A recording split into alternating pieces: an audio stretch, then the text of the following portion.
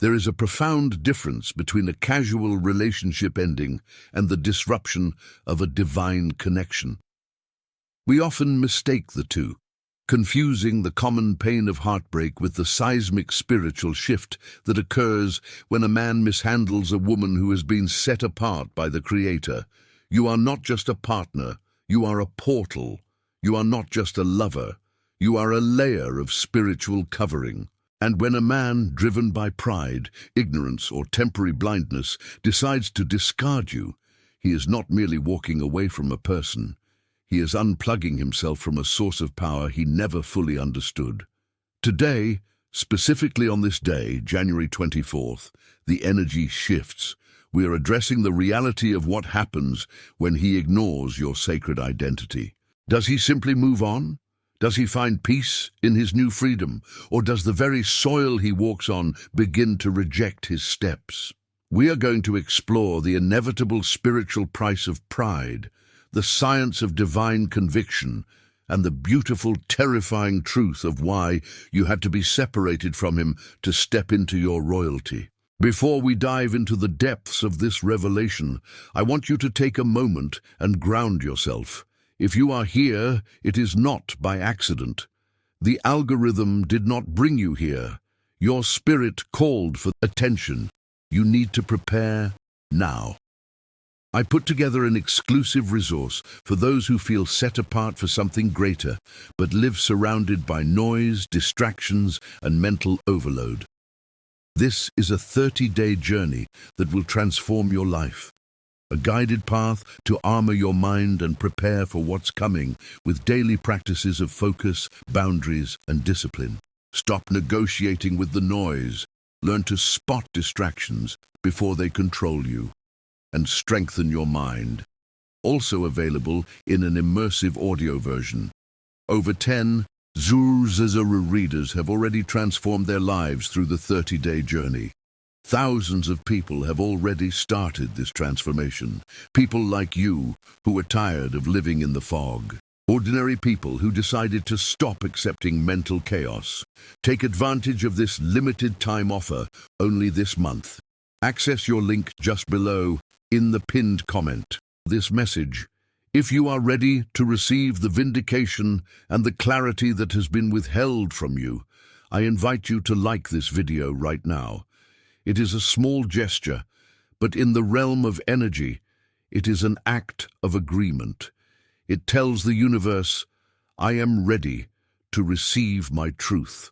And if you have not already, join our community by subscribing.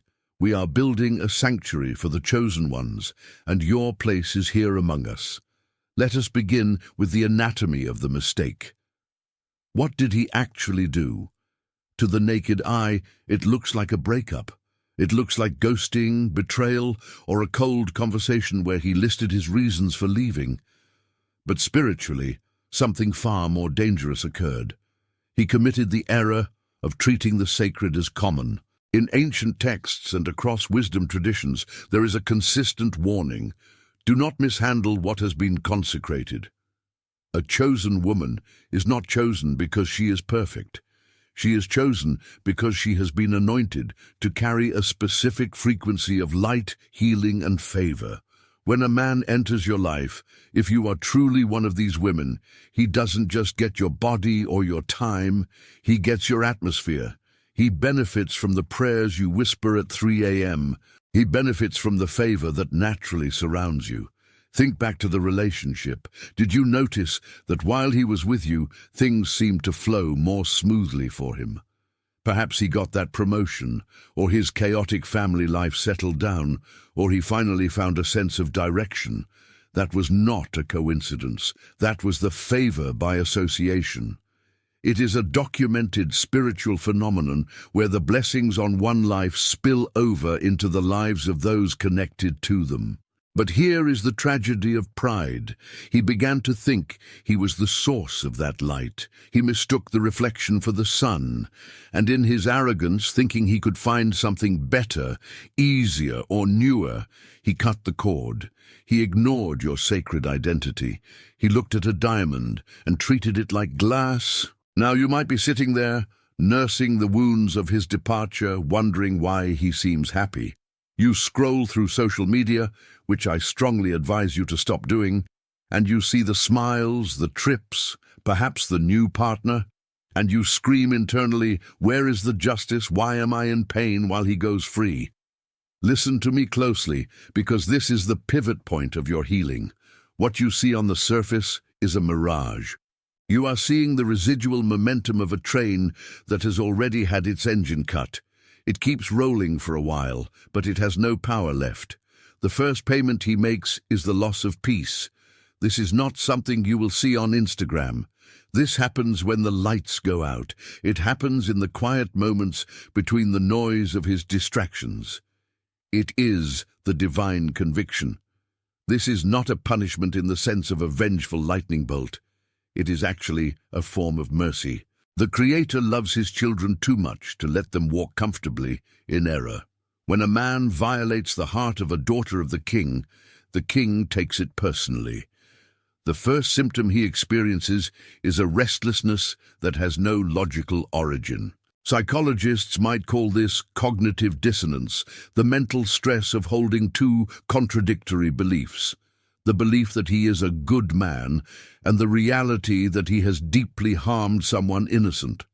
But spiritually, it is the hound of heaven pursuing him. He will find that sleep becomes difficult.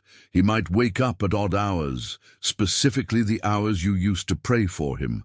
He will feel a heaviness in his chest that no amount of entertainment can lift. He ignored your sacred identity, so now your absence becomes a presence. He feels you more now that you are gone than he did when you were there. Why?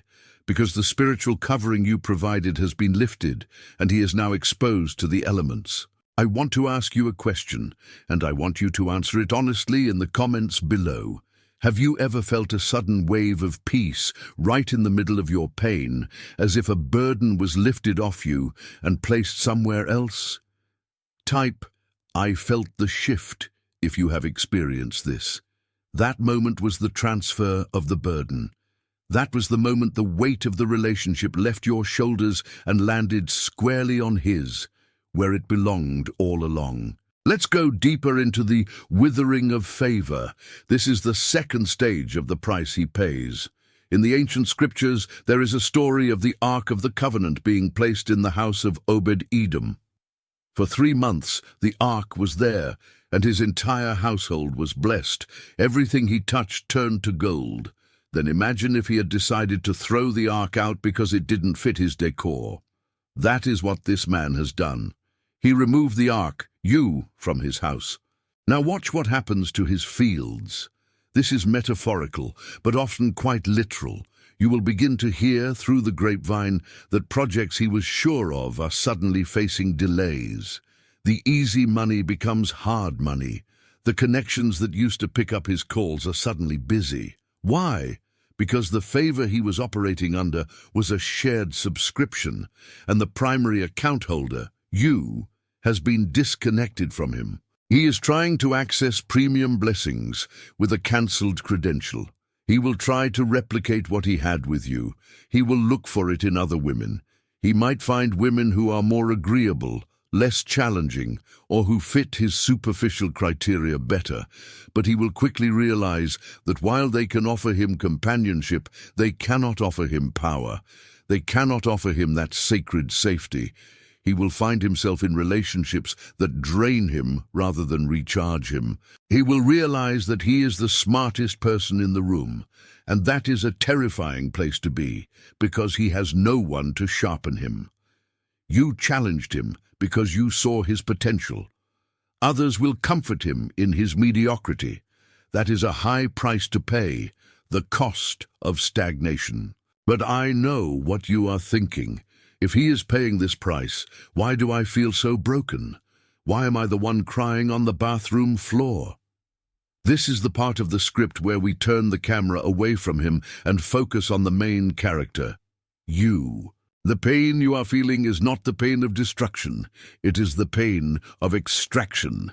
God had to allow this separation because you were in danger of making an idol out of him. You were pouring so much of your sacred energy into building his kingdom that you were neglecting your own. You were trying to heal a man who did not want to be whole. He just wanted to be comfortable. And a chosen woman can never settle for just making a man comfortable. You are called to make him great, and greatness requires a submission to the process that he was not willing to give. So the Creator initiated a rescue mission.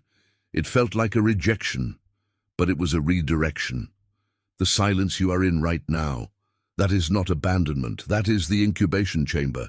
In nature, when a caterpillar enters the chrysalis, it completely dissolves. It turns into a goo before it reconstructs into a butterfly. You are in the goo phase. It feels messy, it feels dark, and it feels lonely. But this isolation is strategic. The universe has isolated you to insulate you. If you were still connected to him, you would be dragged down by the anchor of his pride. You are about to ascend to a level of spiritual authority and worldly success that you cannot even imagine yet, and you could not take that extra baggage with you. His pride was too heavy for your wings. Think about the timing. January 24th, we are in the first month of the year, a time of setting foundations. The foundation of your new life could not be built on the cracked pavement of his validation. You had to learn to source your worth from the divine directly, not filtered through a man's opinion. This pain is burning off the codependency. It is burning off the need to be picked. You are not waiting to be picked. You were chosen before you were born. There is a massive difference. Let's return to the concept of his payment. It is crucial that you understand the nature of this justice. It is not about you wishing him harm. In fact, the moment you can pray for his healing without wanting him back is the moment your own restoration accelerates. The price he pays is the realization of what he lost. There is no greater haunting than the ghost of what could have been. One day, inevitably, the fog of his pride will lift. It might be in a month, it might be in 10 years. He will look back at the timeline of his life and see a distinct marker. Here is where I met her, and here is where I let her go. He will trace the decline of his genuine joy to that exact moment. He will realize that you were the key that fit the lock of his destiny, and he threw the key away because he didn't like the design of the keychain. This realization is a heavy mantle to wear. It is the burden of regret. But here is the secret I promised to reveal, the one that changes everything for you. The next revelation may shock you, but it is the absolute truth of spiritual dynamics. His return, or his attempt to return, is almost inevitable. When the favor dries up, when the new relationships taste like ash, when the silence gets too loud, he will reach out, he will come back to the source. It is almost a spiritual law. But here is the warning. You must not be there, waiting. If you are still standing in the doorway where he left you, you validate his pride. You tell him that he is the prize. But if you have used this time to ascend, to heal, to build your empire, to deepen your connection with God, when he comes back, he will not find the woman he left. He will find a queen who is out of his league. He will realize that access to you was a seasonal privilege, not a lifetime right. And that realization, that is the final blow to his pride. That is the ultimate payment, to see you shining, happy, whole, and thriving without him. To see that his absence didn't kill you, it made you invincible. You need to understand the biology of your heartbreak to master it. When you bond with someone, your brain creates neural pathways mapping them as home. When they leave, your brain panics. It is a withdrawal. But your spirit knows better. Your spirit is celebrating. Your spirit knows that a parasite has been removed. You are currently experiencing the friction between your addicted brain and your liberated spirit. So what do you do now? How do you navigate this season where he is paying his price and you are building your palace? First, you must seal the leak. Every time you check on him, every time you ask a mutual friend about him, you are leaking energy. You are sending him a life force transfusion that keeps him going and drains you. Stop it. Let him feel the full weight of his own life without your battery pack. Cut the cord. Complete silence is not a manipulation tactic to get him back. It is a boundary to get yourself back. Second, you must reinterpret the data. When the tears come, do not say, "I am broken." Say, "I am healing." When the loneliness hits, do not say, "I am unlovable." Say, "I am being sanctified." Words are spells. That is why it is called spelling. You are casting the architecture of your future with your mouth. Speak life over your solitude. Third, prepare for the upgrade. Nature abhors a vacuum. The space he left is not meant to remain empty. It is being cleared for something that matches your vibration. But you cannot receive the new wine if you are still holding onto the old wineskin. You have to let go of the version of you that loved him. That version of you is dead. The woman who tolerated his disrespect, who walked on eggshells, who dimmed her light so he wouldn't feel insecure, she is gone, buried. The woman rising now is dangerous to the kingdom of darkness. She is discerning. She is powerful. She knows her worth not as a slogan, but as a fact. I want you to engage with this truth right now. In the comments, I want you to declare, "I am the prize, and I am reclaiming my light." Write it down. Let your eyes see it and your mind register it. I am the prize, and I am reclaiming my light. Let's look at the solution for you. We have discussed the symptoms and the causes. The solution is what we call radical acceptance of royalty. You must accept that you are different. You cannot date like the world dates. You cannot handle breakups like the world handles breakups. For you, everything is spiritual. When he pays the price for his pride, do not gloat. Gloating lowers your vibration to his level. Watch it with detachment. Observe it like a scientist observing a chemical reaction. Ah, yes, cause and effect, pride and fall. It confirms the order of the universe. It should build your faith, not your ego. It proves that God is just. It proves that you are protected. There is a beautiful passage that says, "I will restore to you the years that the locust has eaten." This is your promise. You feel like you wasted years on him? You feel like he stole your youth, your beauty, your best years? That is a lie from the pit. God is a master of time redemption. He can do in 6 months what would normally take 10 years. The acceleration that is coming to your life will make your head spin, but this acceleration is dependent on your release. You cannot accelerate while looking in the rearview mirror. He is paying his price. He is walking through the desert of his own making. Let him walk. Do not run out with water bottles trying to save him from the lesson he needs to learn. If you save him from the consequence, you interrupt his karma. You interrupt God's dealing with his soul. You might think you're being kind, but you are actually being an enemy to his growth. The most loving thing you can do is let him hit the wall. Only when he hits the wall will he look up. And as for you, your season of blooming is not in the future. It is starting right now. The very fact that you are listening to this, understanding this, and resonating with this proves that your spirit is awake. The anesthesia is wearing off. You are remembering who you are. Imagine a scenario. A year from now, you are walking down the street, or perhaps you are in a new city. You look different. You carry yourself with a grace that stops traffic. You are engaged in work that sets your soul on fire. You are surrounded by people who honor you, who see the divinity in you and treat it with reverence. And suddenly, his name crosses your mind. But there is no sting. There is no anger.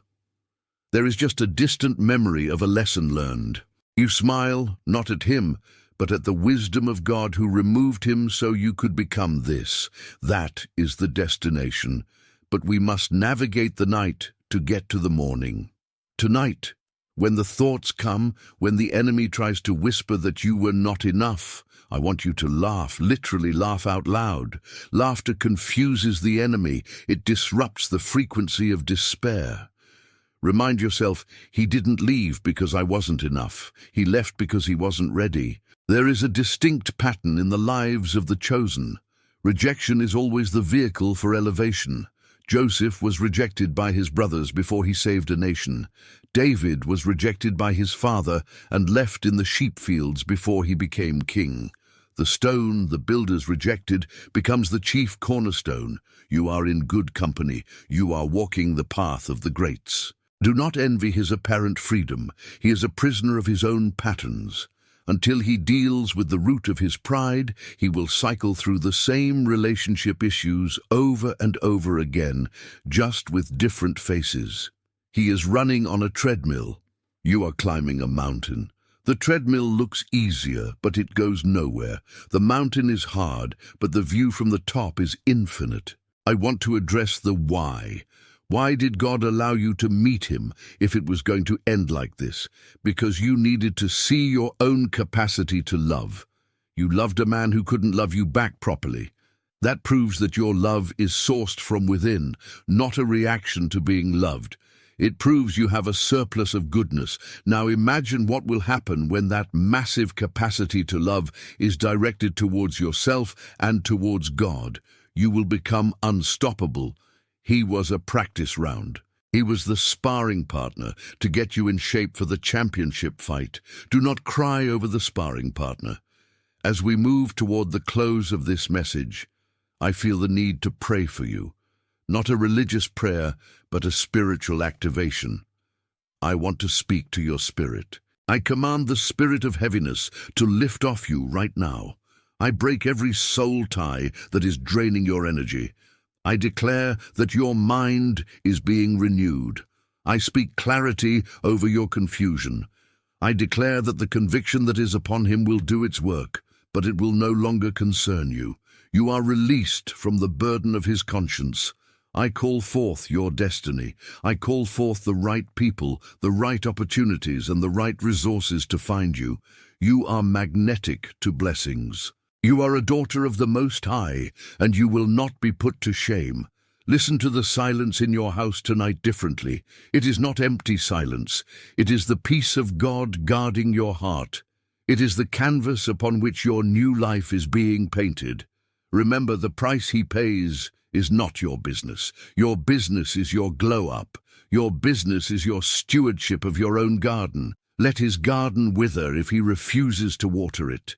You keep yours lush. If this message has unlocked something in you, if you feel a weight shifting, do not leave this moment without sealing it. Like this video to anchor this truth in your digital and spiritual algorithm. Share this with a sister who is crying over a man who doesn't see her value. You might be the messenger of her freedom today. And subscribe. Turn on that notification bell. We are gathering the tribe. We are rewriting the narrative of the broken woman into the legend of the restored queen. The next time you think of him, remember, he ignored royalty. And royalty does not chase. Royalty attracts. Royalty replaces. Royalty rules. Adjust your crown. It has been slipping because you were looking down. Look up. Your redemption is drawing near. You are loved, you are chosen, and you are protected. The storm is over, the rebuilding has begun. Walk in your worth today. Now I have a challenge for you before you go. In the next 24 hours, do one thing that honors your sacred identity. It could be a long bath, a prayer walk, buying yourself flowers, or simply saying no to something you don't want to do. Treat yourself like the treasure he failed to see, and come back and tell us in the comments what you did. Let's fill the comment section with acts of self-love. The scales are balancing. Justice is being served. But your victory is not in his punishment, it is in your peace. Go in peace. Let's explore the scientific angle of this price a bit more before we part.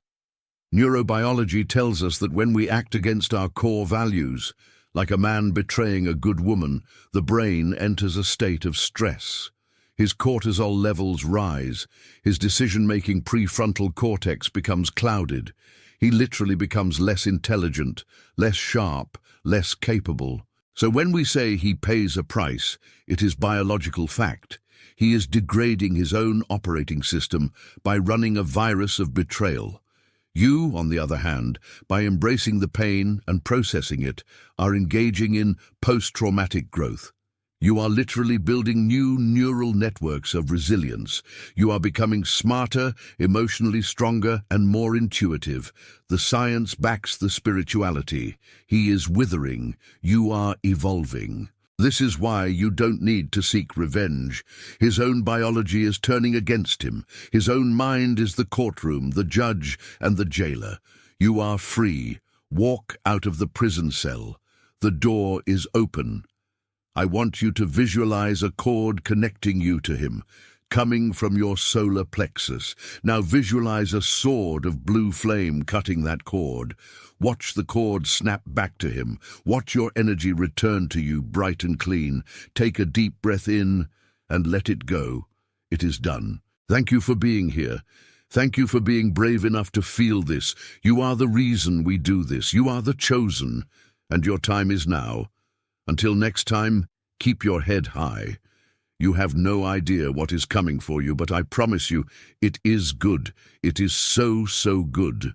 Stay strong. Stay spiritual, stay chosen, but wait, do not click away yet. There is a secret aftermath to this decision that nobody talks about, a hidden chapter in the book of redemption that you need to be prepared for. Because once you actually sever that cord, once you truly step into that chosen energy we just discussed, the universe shifts gears. You see, up until now, you have been the chaser, the fixer, the one holding the energetic container for the relationship. When you drop the rope, the sudden lack of tension creates a shockwave. This is what I call the vacuum effect, and you need to know exactly how to handle it, or you will be sucked right back in. Let's go deeper into the physics of this. In quantum mechanics, we talk about entanglement.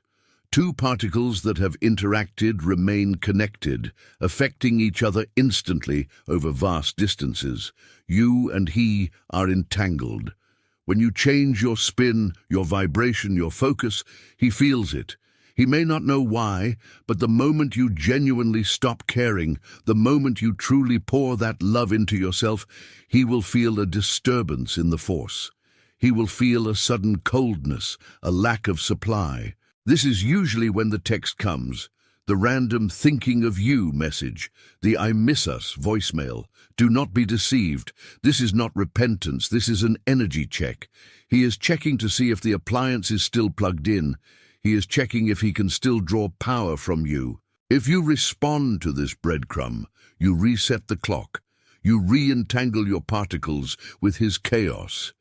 You must understand that his sudden interest is not a sign that he has changed. It is a sign that you have changed, and he is panicking because his fuel source is gone. This is the most dangerous phase of your healing journey. It is the test.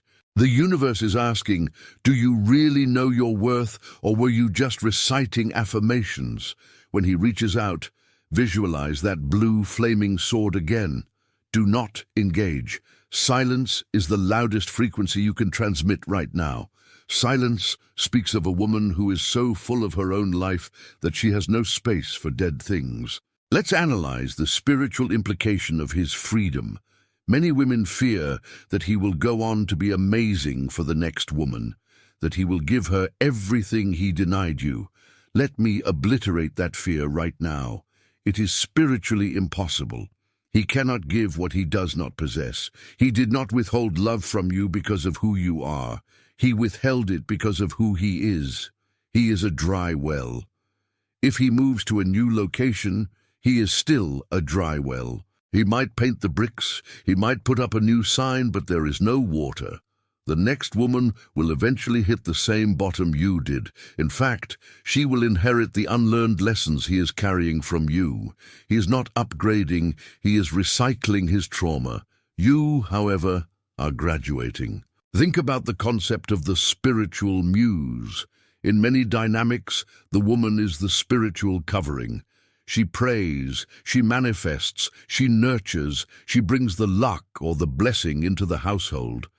When a man betrays a woman who was his spiritual covering, he unknowingly walks out from under an umbrella and into a storm. Watch what happens to his finances in the next year. Watch what happens to his health. Watch the chaos that ensues in his family life. This is not you wishing bad on him. This is simply the removal of your grace. You were the hedge of protection. You were the favor. When he disrespected you, he evicted his own luck. I have seen this happen thousands of times. Men who leave good women often find themselves in a labyrinth of confusion, wondering why things just aren't working out anymore. They don't realize they lost their compass. Now let's talk about your biology during this vacuum phase. Your brain is going to scream. You are going through withdrawal. The oxytocin receptors in your brain are crying out for the familiar connection, even if it was toxic. This is why you must aggressively overwrite the old programming. You cannot just sit in the empty house. You must fill the space. This is where we apply the crowding out principle. You don't just stop thinking about him, you crowd him out with new obsessions. I want you to pick a skill you have always wanted to learn. Maybe it's painting, maybe it's a new language, maybe it's weightlifting, maybe it's starting that business. Throw yourself into it with obsessive focus. Why? Because learning creates neuroplasticity. It physically changes the structure of your brain. When you are deeply focused on mastering a new challenge, your brain releases dopamine associated with achievement, not attachment. You are retraining your reward system. You are teaching your brain that joy comes from your growth, not his validation. Every time you master a new chord on the guitar or lift a heavier weight, you are literally overwriting the neural pathways that used to hold his name.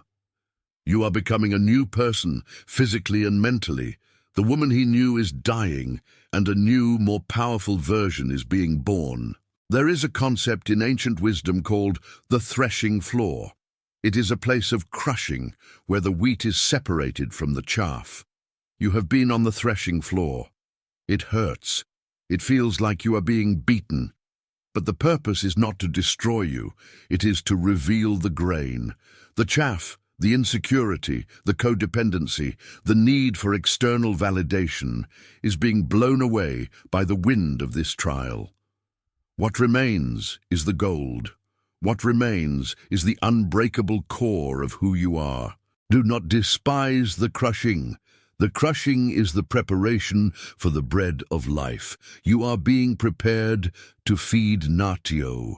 Attention, you need to prepare now. I put together an exclusive resource for those who feel set apart for something greater, but live surrounded by noise, distractions, and mental overload. This is a 30-day journey that will transform your life. A guided path to armor your mind and prepare for what's coming with daily practices of focus, boundaries, and discipline. Stop negotiating with the noise. Learn to spot distractions before they control you. And strengthen your mind. Also available in an immersive audio version. Over 10 Zuzazara readers have already transformed their lives through the 30-day journey. Thousands of people have already started this transformation. People like you who are tired of living in the fog. Ordinary people who decided to stop accepting mental chaos. Take advantage of this limited time offer only this month. Access your link just below in the pinned comment.